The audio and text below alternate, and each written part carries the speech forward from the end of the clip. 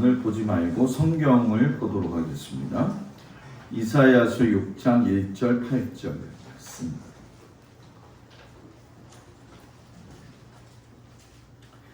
이사야서 6장 1절에서 8절까지의 말씀을 보도록 합니다. 구약 성경 974쪽에 나와 있습니다.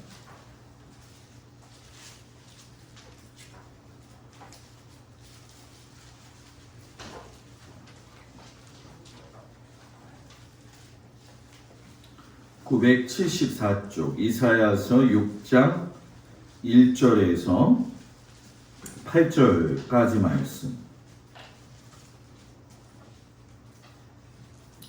다 찾으신 줄 알고 제가 봉독해 드립니다. 우시야 왕이 죽던 해에 내가 본즉 주께서 높이 들린 보좌에 앉으셨는데 그의 옷자락은 성전에 가득하였고 스랍들이 모시고 섰는데 각기 6날개가 있어 그 둘로는 자기의 얼굴을 가리었고 그 둘로는 자기의 발을 가리었고 그 둘로는 날며 서로 불러 이르되 거룩하다 거룩하다 거룩하다 만군의 여호와여 그의 영광이 온 땅에 충만하도다 하더라. 이같이 화답하는 자의 소리로 말미암아 문지방의 터가 요동하며 성전의 연기가 충만한지라. 그때에 내가 말하되 화로다 나여 망하게 되었도다. 나는 입술이 부정한 사람이요 나는 입술이 부정한 백성 중에 거주하면서 만군의 여호와이신 왕을 베었음이로다 하였더라. 그때 그 수랍 중에 하나가 부젓가락으로 제단에서 집은 바 핀숯을 손에 가지고 내게로 날아와서 그것을 내 입술에 대며 이르되 보라 이것이 내 입에 닿았으니 내 악이 죄하여졌고 내 죄가 사하여졌느니라 하더라. 내가 또 주의 목소리를 들으니 주께서 이르시되 내가 누구를 보내며 누가 우리를 위하여 갈꼬 하시니 그때 내가 이르되 내가 여기 있나이다. 나를 보내소서 하였더니 아멘. 로마서 신약성경 로마서 8장 12절에서 17절 말씀. 신약성경 249쪽에 나와 있습니다. 로마서 8장 12절에서 17절 말씀 249쪽에 나와 있습니다.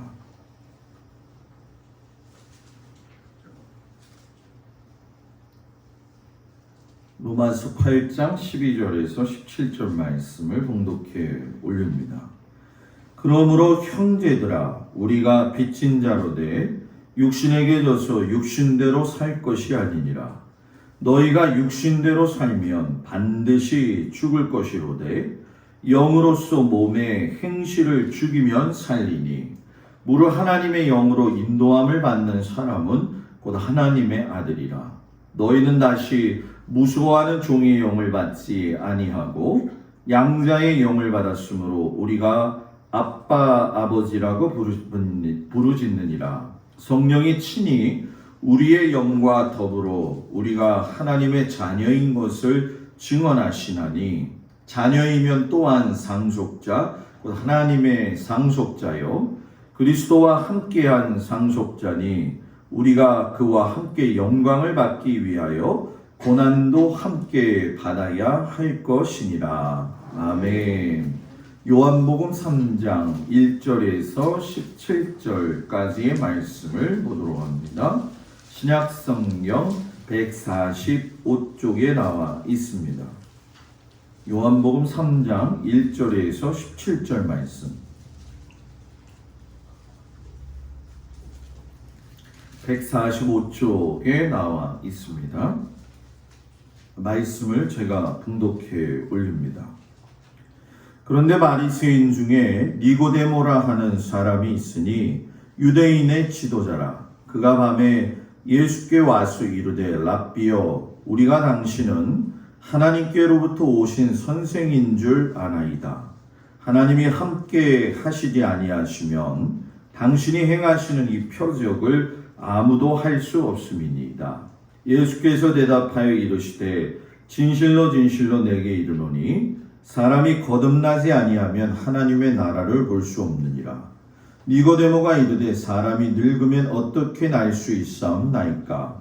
두 번째 모태에 들어갔다가 날 수 있사옵나이까? 예수께서 대답하시되 진실로 진실로 내게 이르노니 사람이 물과 성령으로 나지 아니하면 하나님의 나라에 들어갈 수 없느니라.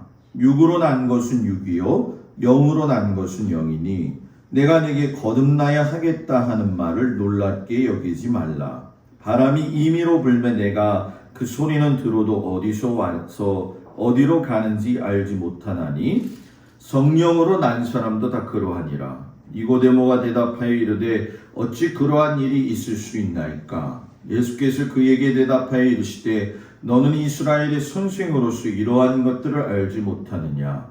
진실로 진실로 내게 이르노니 우리는 아는 것을 말하고 본 것을 증언하노라. 그러나 너희가 우리의 증언을 받지 아니하는도다. 내가 땅의 일을 말하여도 너희가 믿지 아니하거든. 하물며 하늘의 일을 말하면 어떻게 믿겠느냐?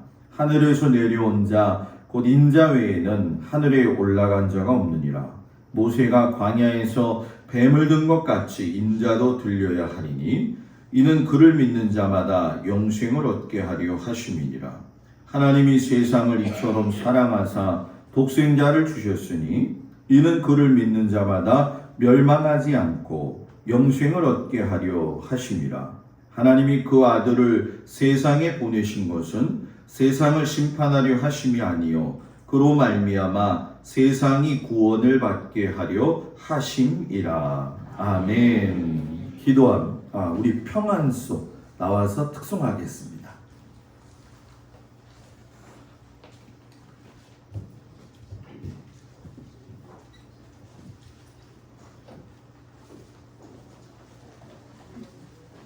평안속이 누구신지 모르는 분들이 있나 봐요.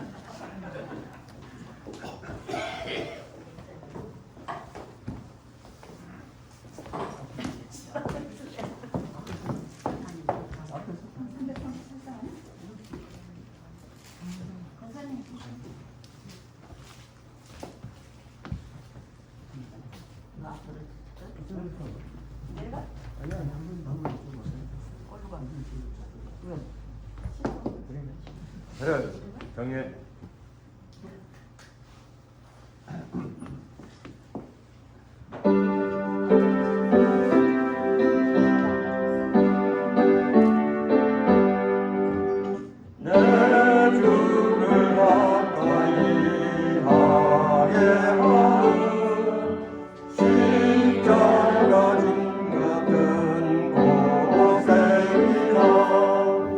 내 인생 소원을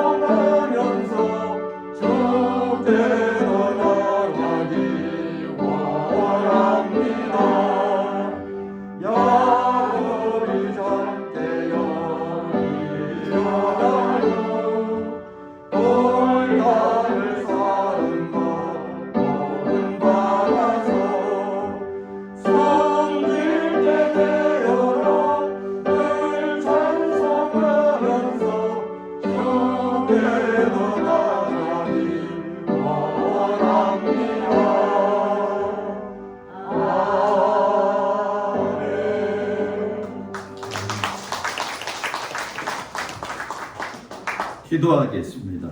하나님, 우리가 하나님을 믿을 때에 바로 알아야 될 것이 있는데 그것이 바로 삼위일체에 대한 것입니다. 교리적으로만 깨닫지 말게 하시고 이 시간 성령님께서 찾아오셔서 우리 성도들의 마음에 늘 함께 하시는 그 성령님을 기대하고 또 동행하며 살 수 있는 은혜를 허락하여 주옵소서. 예수님 이름으로 기도합니다. 아멘. 할렐루야. 우리 아버지 하나님의 이름으로 모든 성도들을 축복합니다. 아까도 인사했지만 우리 옆 사람 보고 한 번만 더 인사할까요? 한 주간 잘 지내셨습니까?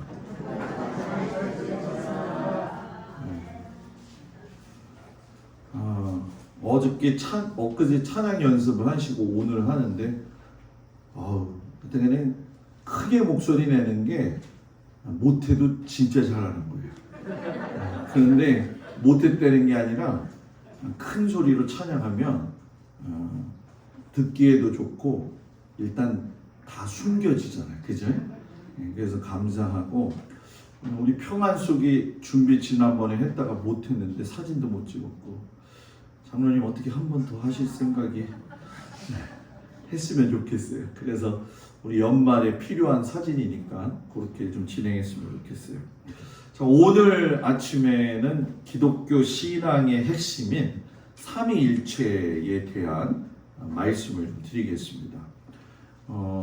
이 삼위일체 주일이거든요. 오늘이 지난주에가 이제 성령 강림 주일이 되어지면서 성령 강림 후 1주가 되어지고 바로 삼위일체 주일이 되어지는데 실상 많은 성도들이 삼위일체에 대한 이야기를 신앙생활하면서 많이 듣지만은 그 삼위일체 속에 깊이 들어가 있는 하나님의 뜻이 무엇인지를 제대로 이해하지 못할 때가 많이 있습니다.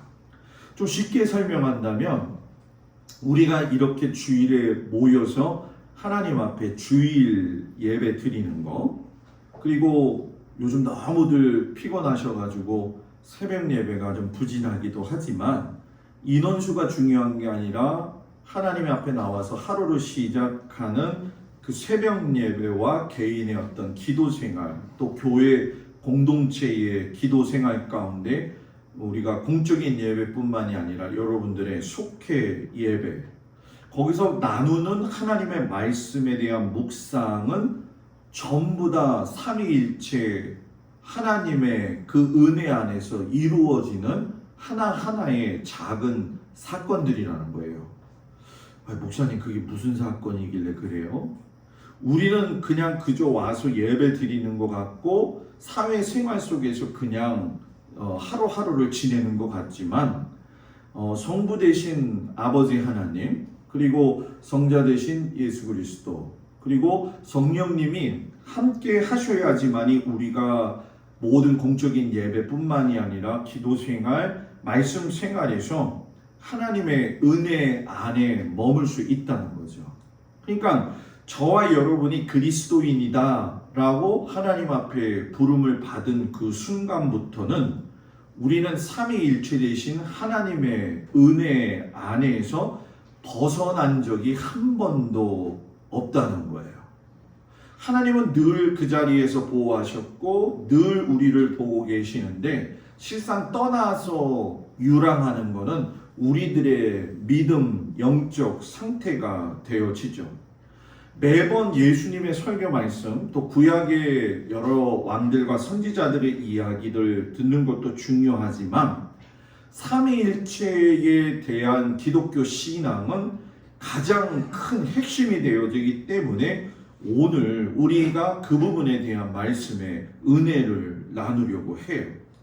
삼위일체에 대해서 많은 교부들 그리고 많은 신앙의 선배들이 고민을 많이 했지요. 그 정도로서 신비한 아주 중요한 일들인데 성 아우구스티누스라고 하시는 그분이 삼위일체에 대해서 어느 날 묵상을 하면서 삼위일체가 무엇일까 하면서 바닷가에 그 모래 사장을 걸어갔어요. 그런데 마침 한 어린아이가 그 바닷가의 모래를 갖다가 모래성을 쌓고 나서 굴러다니고 있는 조개 껍질을 들어가지고 바닷물을 열심히 퍼가지고서는 그 모래성 안에다가 담는 거라는 거죠. 모래성 지어보셨죠? 안 지어보셨어요? 모래성. 자, 오늘 설교 듣는 거에서 숙제. 이따가 동막해변에 가서 다 모래성을 만들고 바닷물을 갖다 퍼보세요. 여러분 하시면 아시겠지만은 물이 스며드는 이렇게 고이지 않고 스며들면서 사라지는 거죠. 그 아이가 그렇게 하는 모습을 보면서 아우구스티누스가 자기 스스로에게 이렇게 질문을 했대요.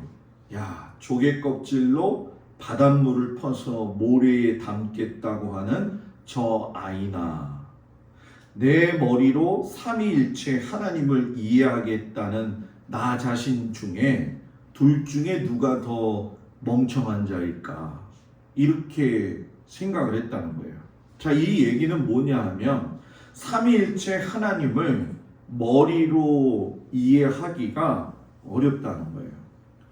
참 오묘하게도 신앙생활에 이 하나님의 말씀은요, 가장 보편적이면서도 가장 은혜스럽기 때문에 어린아이서부터 백발의 노인 모두까지가 하나님의 말씀을 잘 알아들을 수 있으면서도 또 신기한 건 뭐냐면 머리로 알려고 하는 자들에게는 하나님이 그 비밀을 감추어 놓으셔요. 그래서 주님은 항상 어린아이와 같은 마음이 있어야지만이 주님의 말씀을 잘 이해할 수 있다라고 이야기를 해요. 어떤 사람은 그러죠. 단순한 건가요, 목사님? 심령 가운데 단순해서 하나님을 바라보는 자에게는 하나님께서 그 마음의 문을 활짝 열어주신다는 거예요. 생각이 복잡하고 자기 자아가 있는 사람은 하나님의 말씀을 들어도 걸러서 들으면서 자기가 빨아들이려고 하기 때문에 실상은 더 알아듣지 못하는 경우가 많이 있다라는 거죠. 그렇기 때문에 오늘 설교 말씀은 굉장히 중요한 의미가 있는 거예요. 아마 구약 성경을 보게 되면 아주 신비로운 이야기들 가운데 오늘 말씀이 매우 신비롭다는 걸 여러분들이 느끼게 될 겁니다. 이사야 선지자가 어떤 거대한 존재 앞에 거대한 사건에 휘말리게 되어져요. 하나님께서 천상의 회의를 하시는 광경을 목격하게 되어지는 거죠. 하나님이 왜 천상 회의를 하셨느냐? 여기에 대한 시대적 상황을 보게 된다고 한다면 요즘도 새벽 예배 때 우리가 북이스라엘과 남유다에 대한 말씀을 나누고 있는데 하나님께서 남유다와 북이스라엘이 하나님의 백성으로서의 선민의 의식을 가지고 제사장 나라를 바르게 살기를 원하셨는데 그들의 마음속에서 하나님이 이미 떠나고 하나님을 배척하고 심지어 북이스라엘 같은 경우에는 이방신을 섬기는 일에 있어서 너무나도 열심을 냈어요. 그러니까 타락하기 시작하는 그 모습을 보고 하나님이 아주 고민이 많았던 시기에 이사야 선지자에게 이 말씀을 보여주셨다라는 거죠.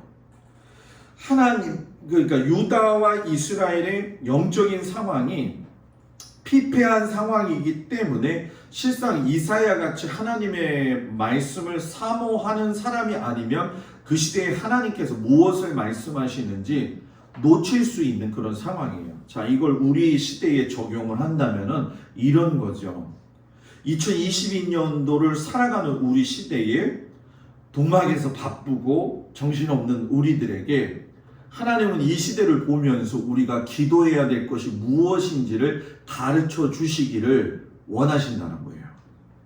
나라가 힘들어지고 여러 가지 상황으로 정치적, 경제적 어려움을 당하고 있을 때 낙관론적 또는 비관론적 운명론에 의해 가지고 될 대로 되라 이게 아니라 내가 예수 믿는 사람으로서 어떻게 하나님을 이 시대에 잘 섬기고 살 것인가 이 고민을 갖고 있기를 하나님이 원하신다는 거예요.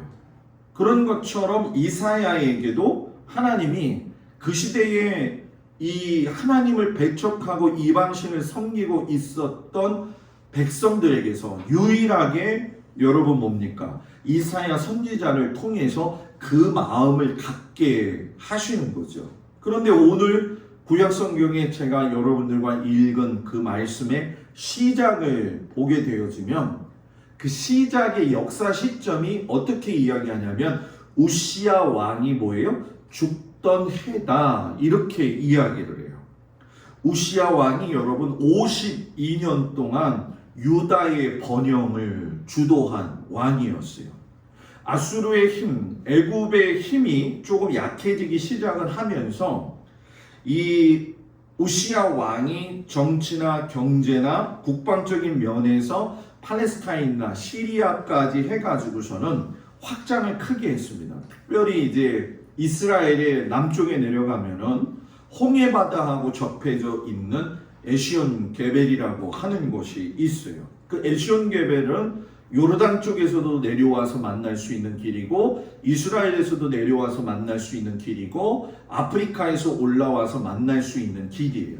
우리나라가 바다가 삼면이기 때문에 중국으로부터 여러 가지 어려움도 당하고 일본으로부터 어려움을 당하는 것처럼 이 지리학적으로 보게 되면 굉장히 중요한 자리였었는데 우시야 왕이 이 에시온 게벨을 완전히 장악을 하고서는 국제 무역을 주도하는 시기였다는 거죠.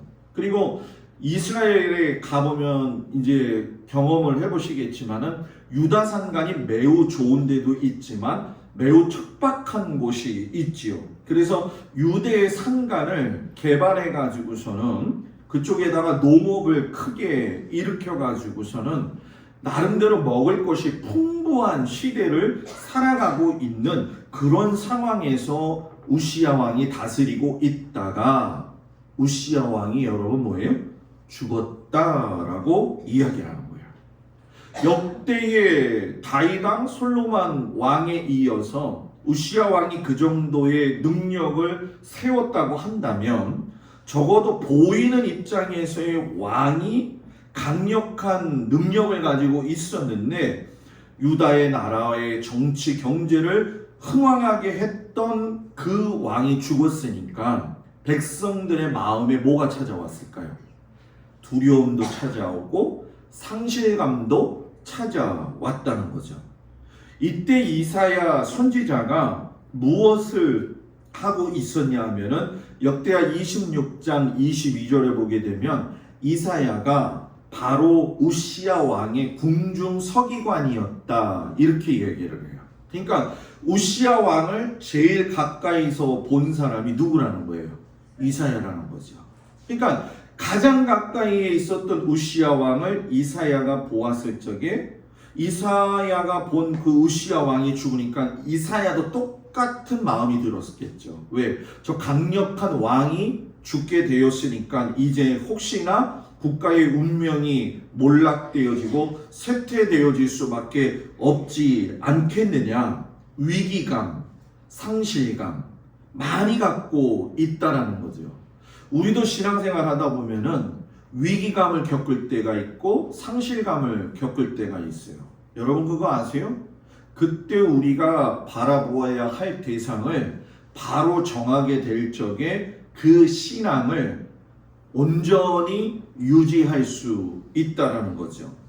이사야가 위험을 느끼고 상실감을 가졌을 적에 정말로 하나님 앞에 기댈 수밖에 없는 그 상황 속에서 하나님이 지금의 이 기적적인 사건을 이 이사야에게 보이게 하신 거죠. 물론 성경에 보게 되면 이사야 선지자가 지금 이 스랍들이 날아다니는 것을 직접 본 것이냐 이렇게 이야기를 하고 있지만 눈을 떠서 본 건지 아니면 영적으로 내적인 경험을 통해서 보았는지에 대해서는 정확하게 이야기하지 않아요. 그런데 여기서 정말 중요한 건 어떻게 보았느냐, 그리고 무엇을 보았느냐, 이것이 중요한 거죠. 하나님이 영이시기 때문에 이사야가 아마 육신의 눈으로 볼 수는 없었을 것이라는 걸 우리가 대충은 짐작할 수가 있지요.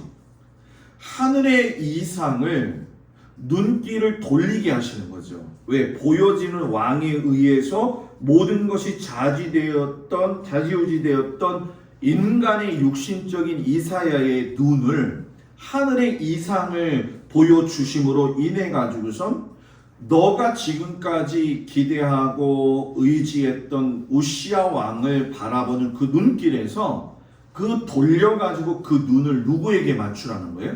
하나님에게 맞추라는 거예요. 저는 우리 성도들이 여러분들의 눈이 세상을 보고 또 귀는 또 세상의 것을 자꾸 듣고 있지만 눈이 하나님의 것과 하나님의 말씀에 익숙할 수 있는 사람들이 되어지기를 주의 이름으로 축복을 드립니다. 이게 사는 길이거든요. 이게 예수 믿는 사람은 생명의 길이거든요. 그런데 자꾸 허탄한 데다 마음을 두고 있는 거죠. 그러니까 걱정을 하고 있었고 상실감을 가지고 있었던 이사야에게 하나님이 야, 너가 왕을 의지했고 네가 우시아 왕의 치적에만 길들여져 있는 그 눈을 이제는 사람에게 집중하지 말고 누구에게 집중해라? 나에게 집중하라는 거예요. 그래서 니고데모에게 오늘 예수님이 요한복음에서 말씀하실 적에 아주 중요한 말씀을 하셨는데 성령으로 거듭난 거에 대해서 말씀을 하시지만 여기서 우리가 좀 접목해서 보아야 될 말씀은 여러분 따라서 해보세요. 육으로 난 것은 육이요. 자, 옆 사람 보면서 영으로 난 것은 영이라. 육으로 난 것은 육이요. 영으로 난 것은 영이라. 이 말 쉽게 하면 뭔지 아세요? 육신의 눈을 가지고 사는 사람은 다 육신의 눈으로 관조하고 생각한다는 거예요. 아무리 신앙생활을 잘하고 오래 다녔고 하나님 앞에서 열심을 했다 할지라도 눈이 변하지 않으면 절대로 그 사람은 하나님 앞에서 믿음의 생활을 온전하게 할 수가 없어요. 그래서 오늘 저녁 설교가 뭐냐면 나의 눈이 보아야 할 게 뭐냐, 이거하고 오늘 저녁 설교하고 연결을 제가 해놓은 거죠. 눈이 영적인 사람은 모든 걸 영적인 사람으로. 근데 제가 목회해 보니까 이 영적인 눈이라고 하는 것을 훈련받지 않은 상태에서 이걸 좀 흉내내는 사람들이 좀 있어요. 미안한 얘기지만 성도들 가운데도 있고 목회자들 가운데에서도 그걸 흉내내요. 요 흉내낸다라고 하는 거를 좀 이 비유가 여러분들한테 어떨런지 모르겠지만은 이런 거 있죠.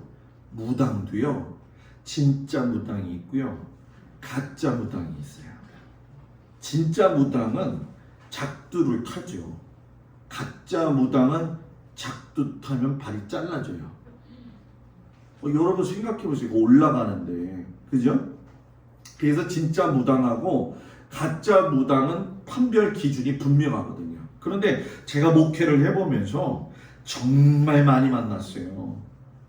영적인 사람이라고 해가지고서는 나는 영적인 사람이에요 하면서 목사님한테 와가지고 저 목사님 내가 기도해보니까 참 이렇더라고요 라고 하면서 이렇게 조언을 하시는 분들이 있는 걸 제가 봤어요. 근데 목회 초기에는 제가 그런 부분에 대해서 잘 몰랐기 때문에 경험은 많이 했지만 정리가 안 된 상태거든요. 이게 정리가 돼야 되는데 정리가 안 된 상태에서 맞이하게 되면은 저 성도가 말하는 게 맞나? 근데 어느 순간 지나가면서 이게 정리가 되어지기 시작하는데 제 마음속에 그게 오는 거예요. 하나님은 그 사람을 통해서, 특별히 목회자를 통해 가지고 영적인 말씀을 그 사람에게 직접 이야기하신다. 예를 들면 이런 거죠. 교회의 지금 영적인 상황, 교회의 성도들의 영적인 상황은 목사가 두루 살펴보면서 그 심령 상태나 교회의 영적 상태를 밝히 볼 수 있는 눈을 주신다는 거예요.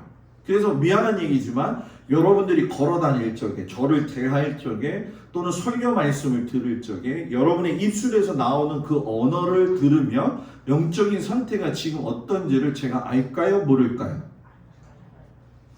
못 믿겠다는 식으로 지금 표현을 여러분 미안하지만 압니다. 작년에는 뭐 정신없이 한 해를 지냈기 때문에 그랬지만 올 한 해가 들어가면서 제가 여러분들의 가정을 놓고 함께 집사람하고 기도하면서 심리적 상태나 영적 상태를 보면요. 그러면 백발백중이거든요. 아유 목사님이 또 도사인가 보다. 여러분 미안한 얘기지만 그 정도 저를 자랑하는 게 아니라 그 정도가 돼야지 목회할 수 있는 거예요. 그냥 어설프게 흉내내는 게 아니라는 거죠. 그 저는 우리 장로님, 권사님 모든 성도들이 저를 도와야 될 것 중에 한 가지가 뭐냐면 목사님이 잘못하나 눈 뚫어지게 쳐다보면서 뭘 잘못하나 욕을 보지 말고 예? 목사님이 목회에 도움을 어떻게 내가 줘야 될까? 목사님이 바른 판단을 가지고 목회할 수 있도록 내가 근심거리가 되어지면 안 돼요. 별로 아침부터 이런 얘기해서 그런지 여러분 이건 정확한 거예요. 제가 그동안 목회하면서 경험했던 거예요. 왜냐하면 성도와 성도 간에도 서로의 그 약점이나 흉을 보면 볼수록 그 신앙은 여러분 정상적인 것 같지만 하나님의 임재하심이 없습니다. 여러분 그거 아셔야 돼요. 남의 것을 볼 때나 하나님의 것을 볼 때 이래서 육으로 난 것은 여러분 뭐예요? 육이고 영으로 난 것은 영이다 라고 이야기하는 거죠. 이사야가 드디어 영적인 눈이 확 열리죠. 날개가 6개씩 달린 수랍들이 날아다니면서 날개 둘로는 얼굴을 가리고 날개 둘로는 뭐예요? 발을 가리고 날개 둘로는 날아다니는 본연의 목적대로 쓰임을 받았죠. 그러면 많은 분들이 그래요. 목사님 왜 이 스랍들이 얼굴을 가렸습니까? 이 얼굴은 스랍들조차도 하나님의 영광과 거룩함을 직접 대면할 수 없을 정도로 하나님의 거룩함이 무지하게 컸다라는 거죠. 근데 여러분들은 그런 하나님을 오늘 사도 바울이 이야기하는 것처럼 뭐라고 불러요? 설교 오늘 말씀에 뭐라고 불렀어요? 사도 바울이 아빠, 아버지라고. 여러분 은혜가 안 되나요? 저 하늘에 있는 스랍들도 하나님의 얼굴의 영광을 볼 수가 없어서 두 눈을 가리고 있는데 우리는 교회에 와서 또는 집에서 아버지 하나님한테 아버지라고 부를 수 있는 그 은혜. 아멘. 아멘. 네? 이건 큰 은혜입니다. 큰 은혜. 날개 둘로 발을 가리었다는 것은 발 자체가 불경건한 그 모습에 약간 좀 더럽다 그런 의미가 있잖아요. 그러니까 하나님 앞에서 자신들의 부족함을 가리웠다는 거예요. 하늘에 있는 스랍들조차도. 근데 우리들은 죄가 있어도 하나님 앞에 나아가서 죄를 고하면 하나님이 그 죄를 용서하시잖아요. 그러니까 여러분들이 스랍보다 낫다는 거예요? 아니면은 아니라는 거예요? 스랍보다 더 나은 존재라는 거죠. 이 스랍들이 하늘을 막 날아다니면서 거룩하다 거룩하다 거룩하다 만군의 여호와여 그 영광이 온 땅에 충만하도다. 이사야가 눈을 떠보니까 스랍들이 막 날아다니는데 하나님이 보좌 위에 앉으셨는데 그의 거룩함, 카도시, 거룩함이 너무 큰 거예요. 영광, 카보드 너무 큰 거예요. 그러니까 이걸 갖다가 좀 신학적으로 이야기할 적에 누미노제라고 이야기하는데 거룩한 두려움이라고 이야기하거든요. 실상 우리가 하나님을 아빠, 아버지라고 부를 수 있으면서도 하나님 앞에는 거룩한 두려움을 가지고 서야 될 때가 많이 있잖아요. 이스라엘들이 막 찬양을 하는데 성전 문지방에 터가 막 요동을 하면서 성전에 연기가 충만했다라고 이야기해요. 고대 근동에서는 문지방의 터가 신적인 존재를 이야기해요. 그러니까 문지방의 터가 요동했다라는 건 신적인 존재들마저 하나님의 거룩하심 앞에서 뭐 했다는 거예요? 요동했다라는 거죠. 그러니까 이사야가 지금 여러 가지 상실감이 있는 상황 속에서 예루살렘 성전에서 예배드리다가 기도하다가 아니면 왕실에서 주관하는 제사에 참석했다가 하나님의 현현 나타나심을 보게 되어진 거죠. 이사야의 반응이 주목할 필요가 있죠. 자, 여러분 절 보세요. 지금 이렇게 설교를 하고 있는데 뒤에서 막 하나님의 현현의 영광이 나타나면 여러분도 어떨 것 같아요? 그냥 그럴 것 같아요? 네? 단양에서 제가 목회하고 있는데 허선의 권사님이, 그분 기도 많이 하시는 분이죠. 제가 그 임지를 옮기려고 할 적에 저한테 찾아와가지고 목사님, 하나님이 목사님 가신대요 이렇게 얘기하셨던 그분인데, 하루는 예배가 끝나고 집에 있는데 오셨어요. 근데 목사님 그래서 네 얘기했더니 오늘 예배 보는데 자기 너무 은혜를 받았다는 거예요. 그래서 왜 은혜를 받았어요? 그랬더니 권사님이 그런 거예요. 우리가 예배를 보는데 교회에 하나님의 영광의 빛이 확 들어오는데 단이 환하게 비치고 그 하나님의 영광 때문에 자기가 너무 감사했고 목사님 뒤에서 후광이 비쳤다고 얘기를 하더라고요. 그래서 제가 그랬죠. 제가 원래 후광은 좀 비치는데 좀 어떤 것 같아요? 여러분들 기독교 성화에 보게 되어지면은 마리아상이나 예수님상의 뒤에 보게 되면 하얗게 동그랗게 그림 그려놓죠. 그죠? 그게 그 후광이거든요. 근데 그게 여러분 어디에도 들어있어요? 안 보셨어요? 불교에 부처가 있는 그림을 보면 그게 있을 때가 있어요. 자, 이게 왜 여기서 이 얘기를 잠깐 하느냐? 설교하다가 약간 옆으로 샜다가 다시 오겠지만 카톨릭에서 표현하고 있는 후광과 불교에서 이야기하고 있는 이 후광은 종교 혼합주의적 사고방식이 있기 때문에 그렇게 표현한 거예요. 그러니까 하나님의 영광, 카도시 이런 것들은 실상 보여지는 후광 자체로도 나타나지만 하나님의 임재 자체가 카도시 영광이죠.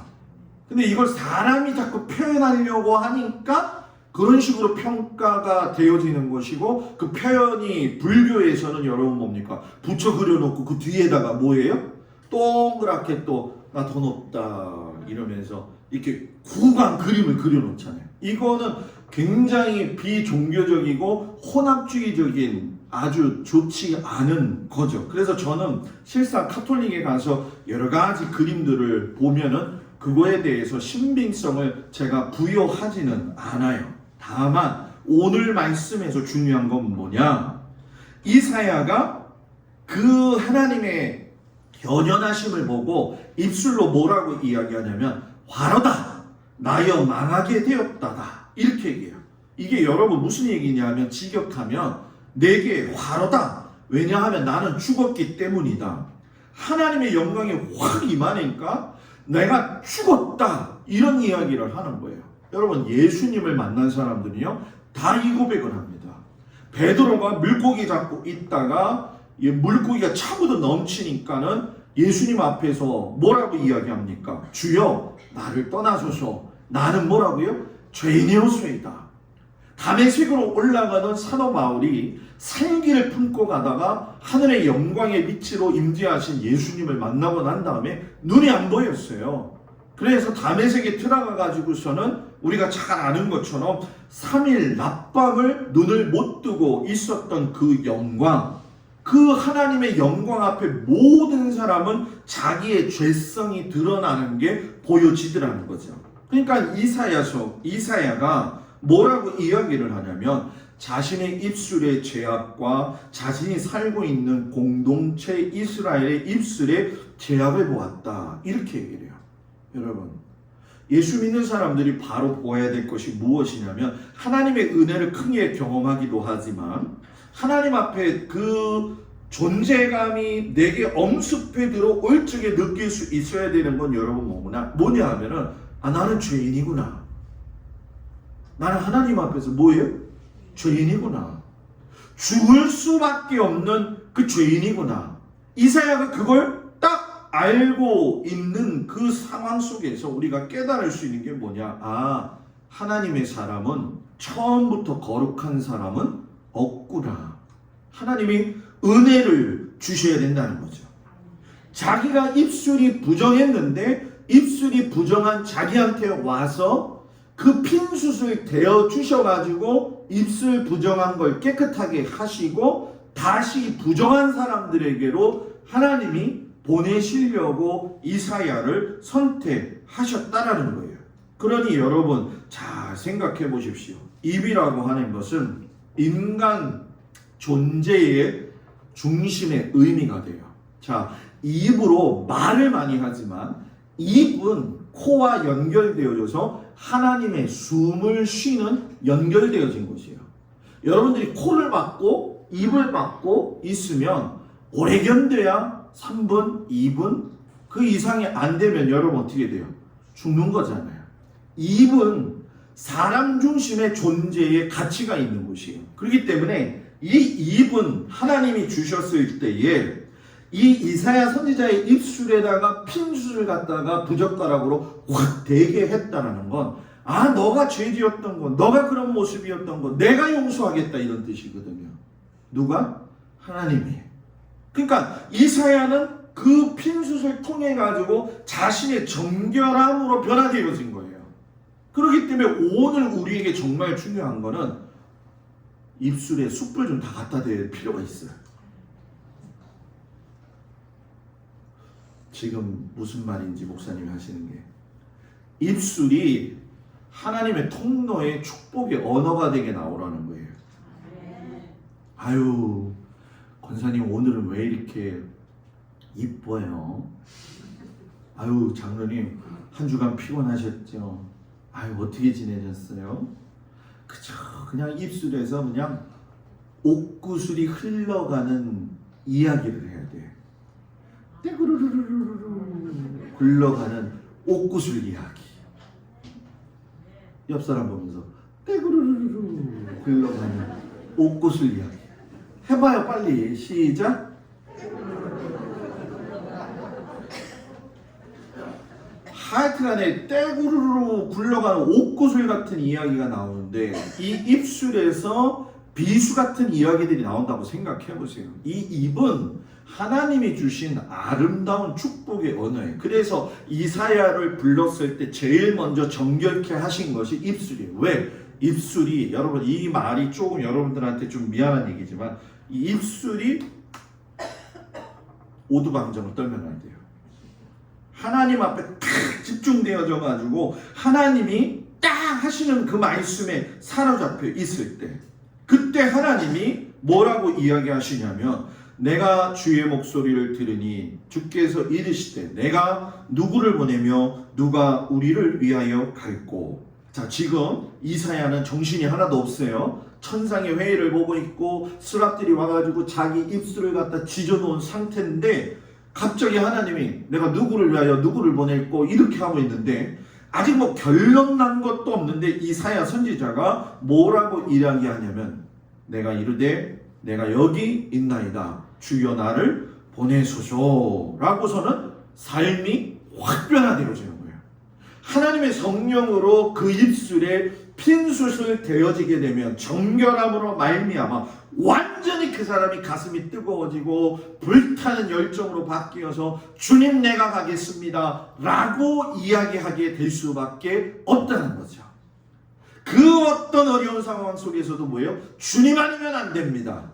이 고백 하나님만 나를 도와주실 수가 있습니다. 이 변화가 누구에게서 나타났느냐? 이사야에게서 나타났던 거죠. 그 예수님이 니고데모에게 그런 얘기를 하는 거예요. 거듭남과 성령에 대해서 이야기하시잖아요. 사람이 거듭나지 아니하면 하나님의 나라를 뭐예요? 볼 수 없느니라. 사람이 물과 성령으로 거듭나지 아니하면 예수님이 아셨다는 거예요. 니고데모를 이렇게 보니까는 그가 바리새인으로서 지도자였고 이스라엘 선생으로서 밤중에 예수님을 찾아온 거 보니까 하나님의 말씀에 목마른 자였구나. 그런데 니고데모에게 성령을 받아서 거듭나라라고 이야기했을 적에 예수님이 말씀하시고자 하는 핵심은 뭐냐면 너가 거듭나고 너가 성령에 대해서 변화될 수 있는 건 너가 가진 지위, 너가 가진 능력, 너가 가진 지식 가지고 변화되어지는 것이 아니라는 거예요. 많은 사람들이 착각하는 게 있어요. 내가 노력하면 내 신앙이 변화된다고 생각하는데 여러분 그건 천만의 말씀입니다. 천만의 말씀이에요. 나라고 하는 존재는 내가 믿을 수 없어요. 사람이라고 하는 존재는 사람 자체 자기 자신도 믿지 못하는 거예요, 여러분. 재판했다가 재판에 불리해서 졌다고 화가 나가지고서는 휘발려가지고 들어가가지고 복도에다 뿌려가지고 나오는 사람까지도 찔러 죽이는 게 사람이잖아요. 이번 주에 있었던 일이잖아요, 여러분. 목사님 그거는 좀 극한 상황에 있는 사람이잖아요. 여러분, 사람은요 극한 상황에 있으면요 그 장담 못하는 거거든요. 누구도 누구를 믿지 못하는 거예요. 그걸 제어할 수 있고 너가 아무리 똑똑해도 너가 하나님 앞에서 바로 설 수 있는 건 너의 지식과 가지고 있는 부와 능력이 아니라 하나님이 주시는 그 성령으로 거듭나지 않고는 도대체 변화될 수 있는 능력이 없다. 이게 삼위일체 주일의 하나님의 핵심의 말씀이죠. 그래서 사도 바울이 뭐라고 로마교회 성도들에게 이야기하냐. 오늘 읽은 말씀이죠. 하나님의 영으로 인도함을 받는 사람은 하나님의 아들이라. 여러분 하나님의 아들이십니까? 진짜입니까? 그럼 하나님의 영으로 인도함을 받으시기 바랍니다. 그러면서 그 뒤에 바울이 얘기해요. 너희가 다시는 무서워하는 종의 영을 받지 아니하고 양자의 영을 받았으므로 아빠 아버지라고 부르짖느니라. 성령이 친히 우리가 하나님의 자녀인 것을 증언하시나니 그리스도와 함께한 성속자이니 영광도 같이 받고 고난도 같이 받아야 된다. 이게 여러분 사도 바울의 아주 명료한 고백이에요. 성령을 힘입지 않고는 아빠 아버지라고 하나님을 부를 수가 없다라는 거예요. 세상 사람들한테 하나님 아버지를 불러보라고 이야기해보세요. 쉬운 것 같죠? 안 합니다, 여러분. 끝까지 고집하면서 예수를 안 믿는 사람들도 예수님을 하나님 아버지라고 한번 고백하세요. 예수님 때문에 내 죄가 사해졌습니다. 이 고백을 하려도요 죽을 때까지 안 합니다. 그런데 하나님이 그 마음을 열어주시고 성령님이 오셔서 그 마음을 열어주시면요 그 입술에서 주님을 고백해요. 그러니까 여러분들이 감사합니다. 하나님이 나의 아버지 하나님이십니다. 주님 때문에 삽니다. 이 고백을 할 수 있는 건 누구 때문에 하는 거라고요? 목사님 때문에 하는 거예요? 장로님 때문에 하는 거예요? 누구 때문에 하는 거예요? 성령님 때문에 할 수 있는 거예요. 성령님 때문에. 성령님이 아니면 입술에 고백이 안 나온다는 거죠. 그래서 예수님이 내가 아버지 안에 거하고 아버지께서 내 안에 계심을 믿어라. 우리 아버지 하나님이 내 안에 계시다. 누가 얘기한 거예요? 예수님이. 그러니까 성부 하나님의 그 사랑으로 성자 예수님을 사랑하시고 성자 예수님의 그 사랑으로 성부 아버지 하나님을 완벽하게 사랑하신 것처럼 성령 하나님이 때문에 우리는 하나님을 완벽하게 완전하게 사랑할 수 있다라는 거죠.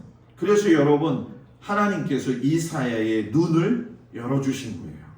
저는 우리 성도들이 눈이 열려지기를 축복합니다. 눈이라고 다 눈이 아니라고요. 영적인 눈과 시야가 버려졌을 적에 지금의 내 현장과 삶이 고난 속에서 처참하게 무너지고 있다 할지라도 내 눈은 거기서 누구를 보라는 거예요? 하나님을 보라는 거예요. 환경을 보니까 넘어지는 것이고, 아픔을 보니까 넘어지는 것이고, 내 자식의 어려움들을 보니까는 그것 때문에 무너지고, 이 현실적인 걸 보는 게 아니라 그 현실을 주관하고 계시고, 그 모든 상황 속에서 나를 붙들고 계시는 그 하나님을 보라. 내가 너와 함께 하고 있다. 몸이 아파도 누구를 보라? 하나님을 보라. 내 자녀들을 위해서 기도할 때마다 여러분, 주일날 첫째 주에 예물 바치는 그것이 정말 중요하기도 하지만 그 예물 속에 담겨진 것보다 더 중요한 게 있는데, 자녀들을 위한 눈물 어린 기도를 누가 보신다는 거예요? 하나님이 보신다는 거예요. 목사님, 애들은 지들이 잘 클 텐데요. 아니에요. 부모의 기도가 아니면 죽습니다, 여러분. 기독교 신앙의 핵심은 비로소 영적인 시야가 열려서 성령의 임재하심을 느낄 적에 예수 그리스도의 고난에도 참여할 수 있고, 이웃과 형제들과의 상황 속에서 관계의 일치를 이루어 갈 수도 있다라는 거죠. 사랑하는 성도 여러분, 삼위일체 주의를 마무리하면서 여러분의 영적인 눈이 떠져서 이사야가 보았던 그 하늘의 영광, 그 영광이 우리 교회에도 임재하고 계시고, 여러분들이 살고 있는 그 집에도, 일터에도, 자녀들의 가정에도 함께 하셔서 성령님이 나와 함께 하신다는 그 은혜와 그 능력으로 사모하면서 감사하면서 사는 우리 귀한 성도들이 되어지기를 주의 이름으로 축복을 드립니다. 다 같이 일어나셔서 가슴에 손을 얹고 이 시간 성령님 찾아오셔서 우리 성도들의 연약함과 부족함을 붙들어 주시길 원합니다. 이 시간 간절히 하나님 앞에 제가 기도할 테니까 몸이 아픈 것을 손을 얹고 기도합니다. 주여, 이 시간 삼위일체 되신 성부 아버지 하나님과 성자 되신 우리 주 예수 그리스도와 성령님 임재하여 주옵소서. 불같은 성령으로 이 시간 찾아오셔서 성도들의 연약한 곳 위에 손을 얹고 있는 모든 그 손길을 통하여 하나님 임재하셔서 아버지 하나님 모든 아픔이 낫게 하시고, 아버지 그 마음속에 두려움과 걱정과 피곤함이 쏜살같이 달아나게 하여 주시옵시고, 모든 악한 권세의 마귀들은 예수의 이름으로 묶여지게 하여 주시옵시며, 우리의 일터와 우리의 가정과 우리의 사랑하는 자녀들을 뒤흔들려고 하는 악한 모든 권세들 예수의 이름으로, 성령의 이름으로 멸하여 주시옵소서.